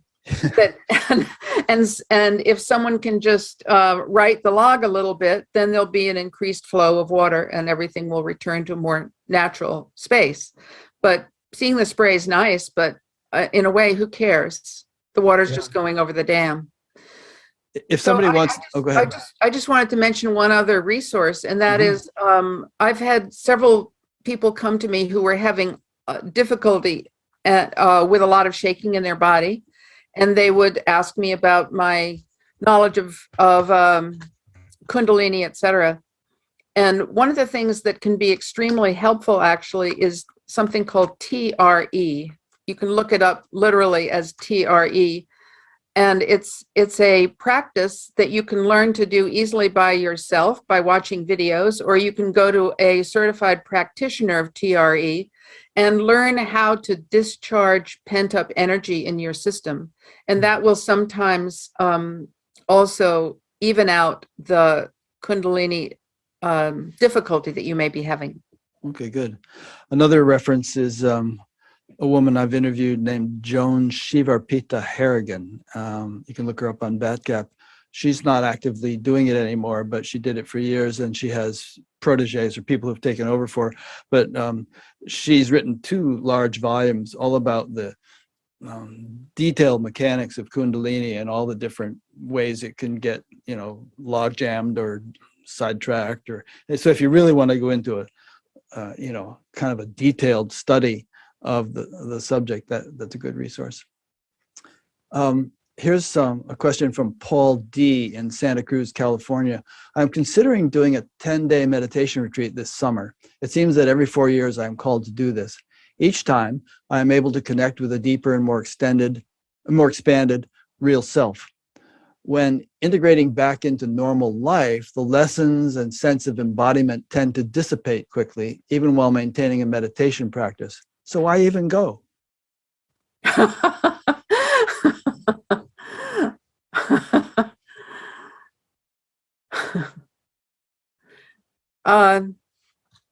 Perspective. So my sense is that when we have these high experiences, like the one I described where I was in this 5-day meditation and got into a very high zone in terms of being able to see my whole emotional life from a new perspective, even though that isn't always 100% active in my mind and heart all the time, it reinforces, it becomes a place I can move to give me perspective so that I don't indulge in taking my emotions too seriously. And I think in the same way, even though we don't retain exactly that high of a retreat, that it offers us perspective that we can return to. And maybe it's not there 100% of the time, but it's there. Yeah. And that can be not only very useful, but it can also be a stepping stone to move us into higher places. So the next time you go to a retreat or the next time you meditate for a longer period of time, you might move not only into the space that you achieved in that longer retreat, but also go further. Yeah. I mean, one analogy is, we have a nice lunch and 6 hours later we're hungry again. So why did we bother with lunch? But actually, lunch, the food got digested, it got assimilated, it built tissue in the body and so on. So with a spiritual retreat like that, I think that certain changes take place in your neurophysiology and your consciousness, which you later integrate and, you get back to normal, so to speak, but something has shifted in you, which wouldn't have shifted had you not done the retreat. and those things, it's cumulative. Like, you've been meditating for 50 something years, and you've had nice experiences in each meditation, I'm sure, most of them, and later on, that experience has passed, but over time you've been transformed by that regular practice. So an occasional retreat is just another engine on the train, or another part of the cycle of one's spiritual practice that can be useful. I agree. Yeah. Okay, so let's see here. This is an interesting one. This is from Ed Kelly in Dublin. Do you have any experience of meditation or intense spiritual searching causing or highlighting physical ailments, such as, in my case, chronic tinnitus, loud ringing or pulsing sensations, or pressure in ears and head? Do I have any experience with meditation bringing on something like that? Yeah, that's what he's asking. Or spiritual practice of some sort, causing some of that kind of thing to start happening. I haven't heard about it with tinnitus, and certainly some practices can possibly bring on difficulty. I was just reading something last night in the Self-Realization Fellowship materials that spoke about a man who was very diligent in his practice and expected that because he was connecting so much to God, that everything would flow really well for him in his life. He'd have plenty of money, he'd have a good relationship with his wife, his children would be doing well, et cetera, et cetera. But that was not happening. Actually, the more he meditated, the deeper he got into some really difficult places. Whereas someone who, in the materials I was reading last night, was called Mr. Sham, was leading a life of very low ethical standards, and yet making a lot of money, having a better relationship with his wife, etc. So ultimately, what it was getting to is that at a certain point, things were going to shift, and did shift in the story, once Mr. Honest had taken care of some of the effects of some experiences in prior lifetimes.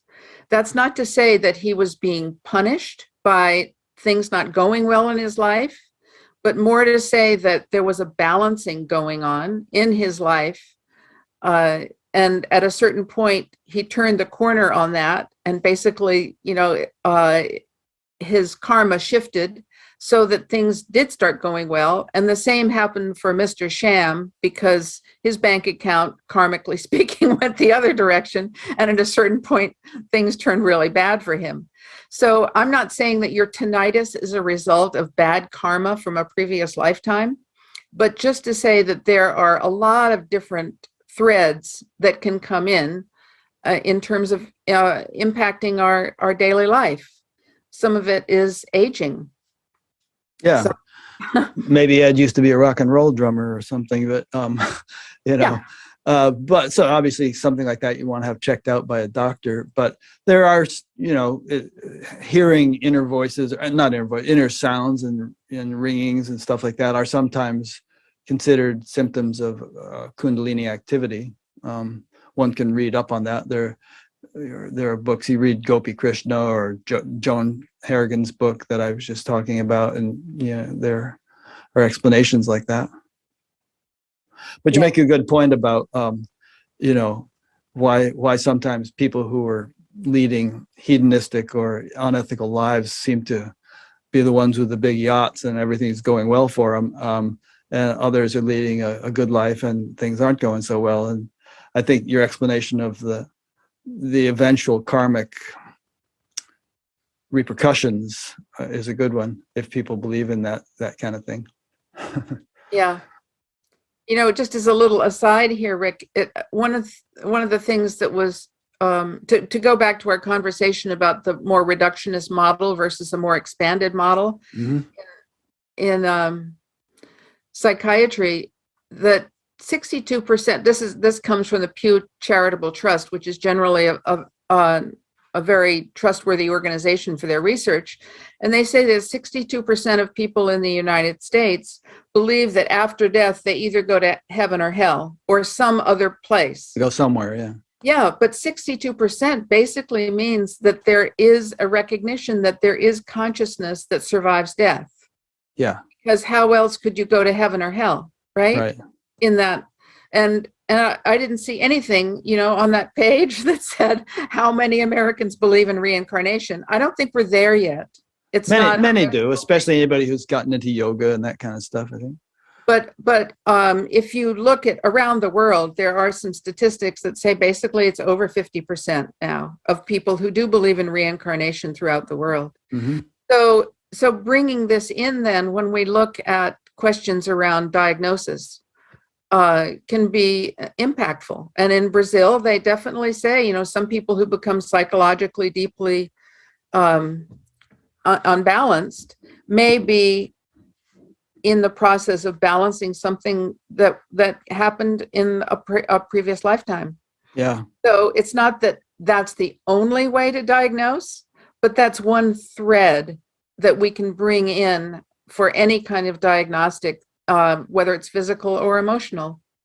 Yeah, we could also put a positive spin on it and say, how did somebody like Mozart show such genius at the age of 5, and perhaps there was some development that he's just kind of carried into the next life. Yes. And when this topic comes up with friends and all who are skeptical about anything continuing after death, I sometimes refer them to out-of-body experiences, because there are so many people who've had those who experience things. Like in your book, you were talking about the guy who had a serious car accident, and he had broke 27 bones or something, and he was under deep anesthesia in the operating room. And first he rose up to the ceiling, and he could hear and recount later what the people in the operating room were discussing, and he could see dust on the top of a lamp that couldn't be seen from the ground level. And then he went outside the hospital and saw a red sneaker on the 5th floor ledge, which a nurse later went up and found. So this at least shows that some aspect of us, even including senses, can operate outside the body when the body is incapacitated. And so if that is true, it's not a big leap to consider that maybe if the body dies altogether, that something which could have such experiences still carries on. Yes. Yeah. And if it carries on, then it's not a big leap from there to think that it might take on another body. Yeah. Or that has had some prior to this lifetime. Yeah. And I find that it sort of makes the whole philosophical puzzle fit together nicely, because otherwise, if there's this wonderful possibility of such high spiritual development, and we've seen examples of it, and if the average person doesn't attain it, that doesn't seem very fun or fair. I mean, how about if we just, it's like grades in school, where each grade advances our knowledge, and eventually we get to our postdoctoral work, so to speak. There's a vast span of potential spiritual development, and we just move along that spectrum as from life to life. Yeah, from life to life. I just want to insert in that analogy that it's very possible for children these days, and maybe in the past as well, to learn something about meditation and what it can give them, and be used as a tool for the rest of their life, to bring them into higher states of consciousness, but also to be a tool that can be very useful during emotional periods in life. Yeah. I have a good friend who's the head of the David Lynch Foundation. They teach meditation in inner city schools and things like that to, kids who are growing up in tough environments, and it has a dramatic effect on the kids and on their, grades and their tendency to stay in school, and, reduction in fighting and all that kind of stuff. As well as the peace in the whole community. Yeah, exactly. Yeah. So I think it's really important to bring in this context right now, when all of us are so worried about what's going on in the Ukraine and Russia, and just to recognize that there are more people rising up against invasion, of which Russia is doing in the Ukraine right now, and more people really contributing from all around the world to a way of life that has more empathy, more compassion, and less aggressiveness. And so maybe there is a spiritual emergence process going on in the world right now that is being evidenced by the amount of help pouring in for the Ukrainians. Yeah, that's a good point. And that's indicative of a spiritual emergence process going throughout the world. I think we're recognizing that if we're going to survive on this planet, that there has to be a delving into what we call spiritual qualities, which are compassion, empathy, more love, and also, as you brought out very well, more ethics too. Yeah. I know of at least 3, I'm sure there are many, but the TM group, Amma's group, and this lady I'm going to interview named Shelley Tygielski are all, and she's a very influential yoga teacher. They're all over there in Ukraine or in Poland, some of them just meditating in groups, others doing, service work to help the refugees who are streaming out of Ukraine. And it's a beautiful thing. And of course, it's not just something that spiritual groups are doing. I mean, but you're right. I think the world's reaction to this has been encouraging. It's like people are less tolerant of this kind of thing anymore. Yes. Yeah. And there's more of a sense that, Vasudev Kumbhakam, the world is my family. Yes. So, if we think back 4 decades, let's say, it used to be that things like meditation or expressing compassion and empathy, in these kinds of situations was a little bit woo-woo, or could be considered a bit woo-woo. Obviously not in some organizations like the Red Cross or Doctors Without Borders, whatever. There are lots of organizations. But to see this kind of international outpouring and to recognize that so many people want peace and are willing to create structures where there is peace and willing to create sanctions instead of going to war, and a more peaceful way of managing crises, I think is a good indication that spiritual emergence is going mainstream. Yeah, let's hope. A couple of questions came in from Renu Pariyadath from South Carolina about shamanism. She asks, you were trained shamanically and in non-dual meditation. Would you say the two worldviews, cosmologies are compatible?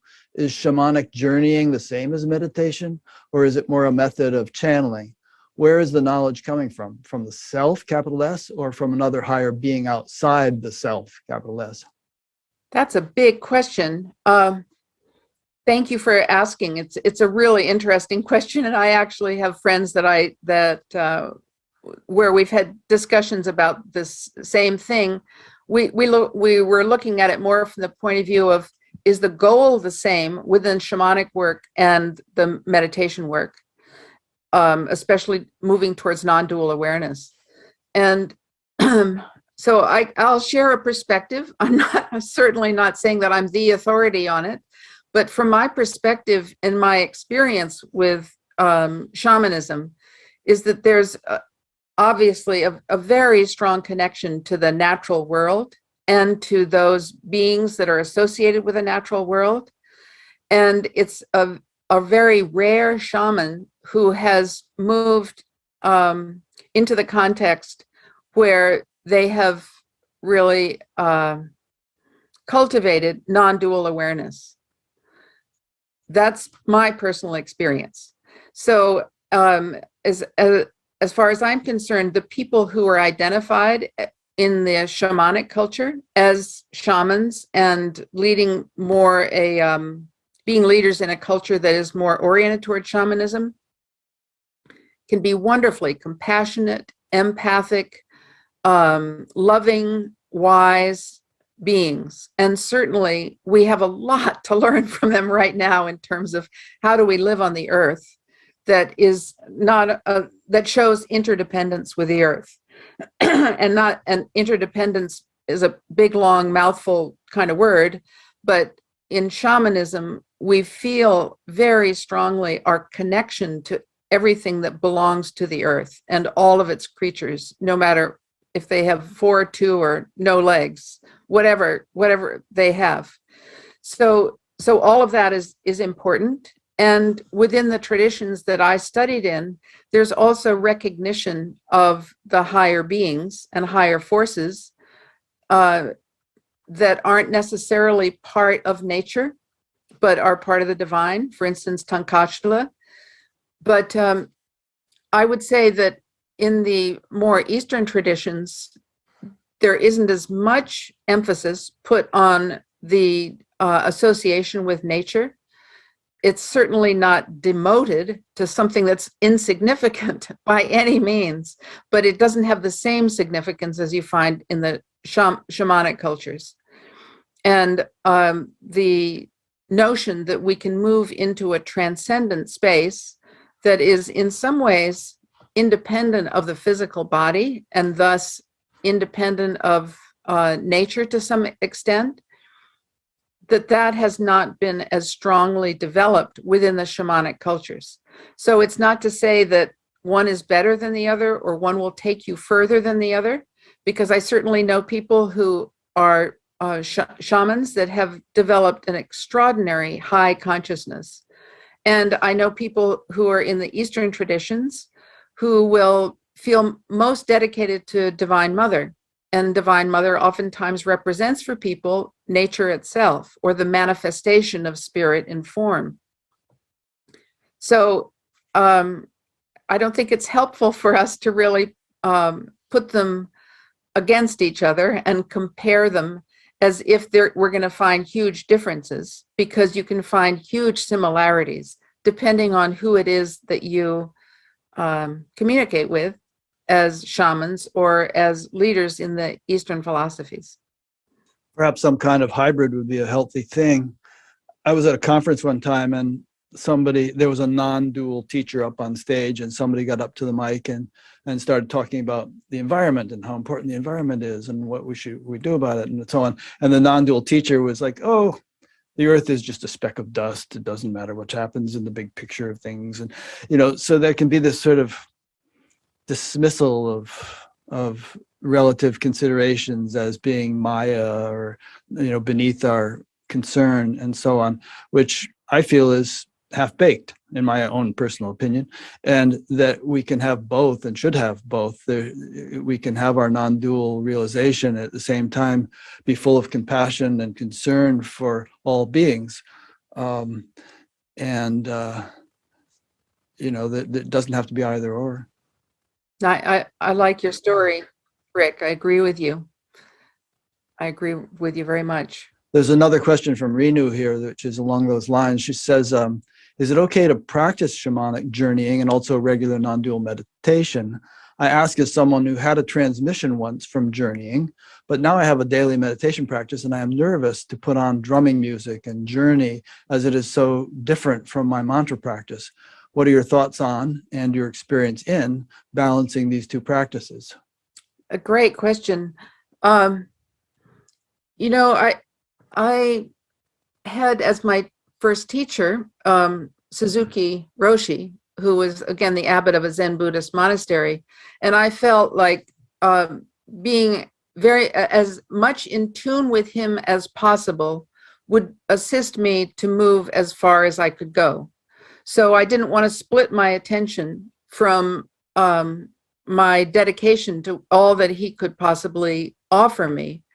And now that I'm involved with a self-realization fellowship, which follows the wisdom of Yogananda, the same thing is stressed, that if you completely, first of all, shop around for what makes the most sense for you, and then make a decision, and then go as deeply as possible in attunement with whoever it is who is your main teacher, that is actually the most helpful in terms of reaching the deepest depths or the highest heights, however you want to view that.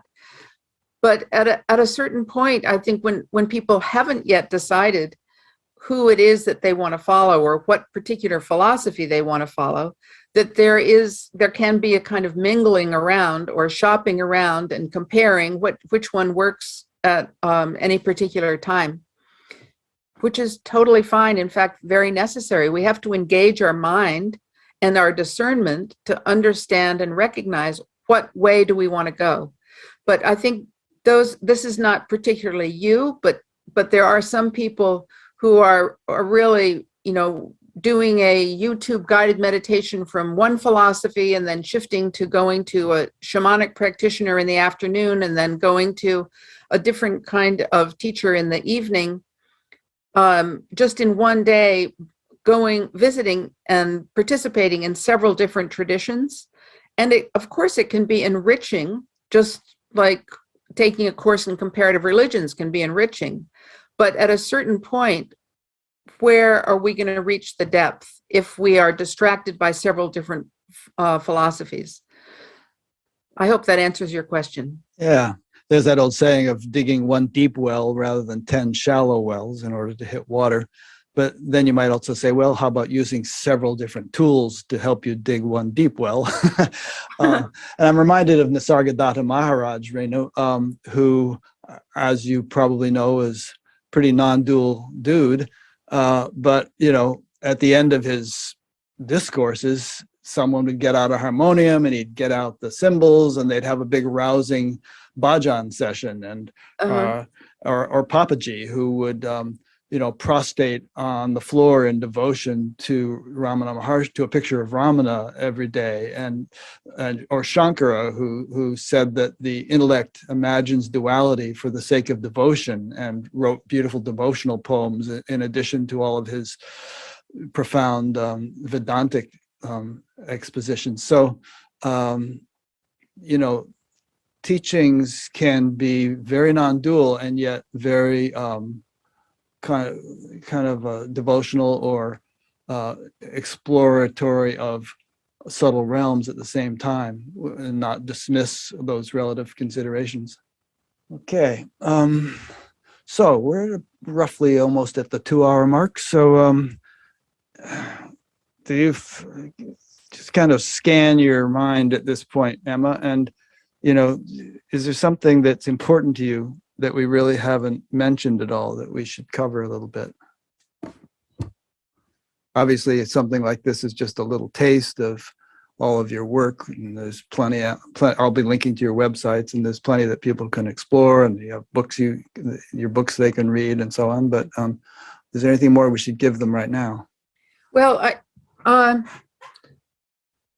don't want to sound like advertising agent, but on the other hand, I would like to let people know that one of the things that is a niche for the work I do is training spiritual emergence coaches. Oh yeah, very important.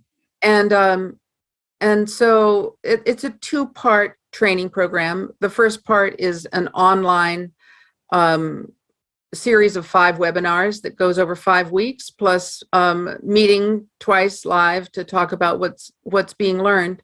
And then the second part is a 2-day live on location workshop, which is more about experiential skill building.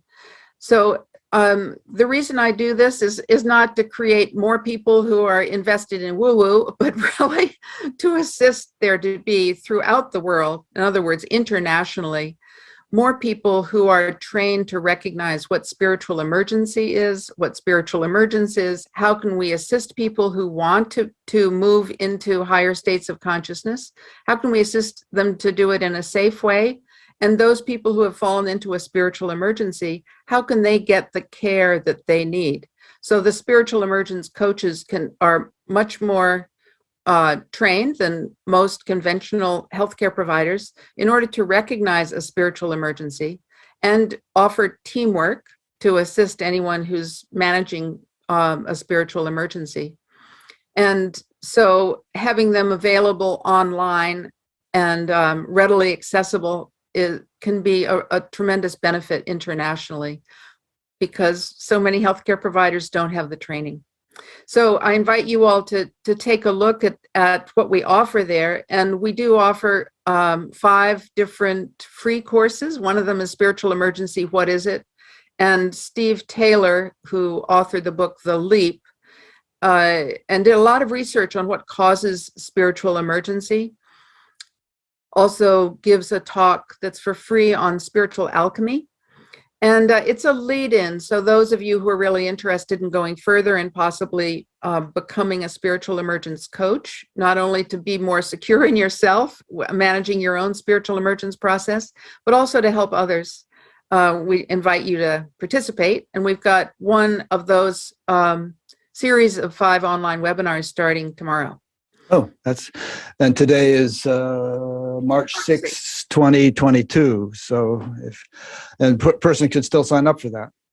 Person can still sign up for that. Yeah. And the webinar becomes available, the first one becomes available tomorrow, but it's not at a specific time because it's a pre-recorded webinar. So people could sign up anytime this week. Oh, okay. Still have access to it. Yeah. And is there a directory on your website of all the people who have qualified as these coaches?